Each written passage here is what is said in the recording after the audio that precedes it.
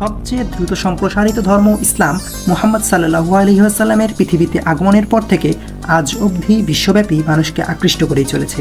প্রতিদিনই পৃথিবীর কোনো না কোনো প্রান্তে অমুসলিমগণ এই ধর্মের ছায়াতলে আসছে। কিন্তু ইসলাম কেন মানুষকে আকৃষ্ট করে? এর অনেকগুলো কারণের মধ্যে অন্যতম হলো একত্ববাদ। অন্যান্য ধর্মে একাধিক স্রষ্টা কিংবা দেবদেবী থাকলেও ইসলাম শুধু এক আল্লাহের ওপরই বিশ্বাস রাখে।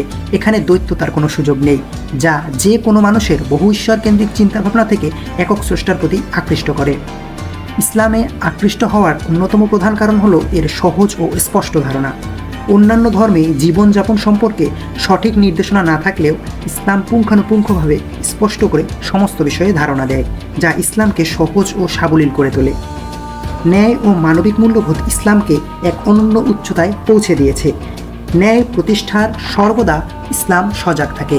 ইসলামে শান্তির ছায়াতলে সহানুভূতি, দয়া, দায়িত্ববোধ, সহযোগিতা সর্বাপেক্ষায় গুরুত্ব পেয়ে থাকে। ইসলাম আকৃষ্টের অন্যতম প্রধান কারণ হিসেবে থাকে শ্রদ্ধা ও সমতা। ইসলাম একে অপরকে সর্বোচ্চ পর্যায়ে শ্রদ্ধা নিবেদনে সহায়তা করে।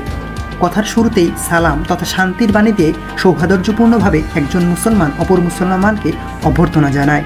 যেহেতু আল্লাহ ছাড়া কেউ বড় নয়, তাই সমতা বিষয়টি স্পষ্ট হয় ইসলামে।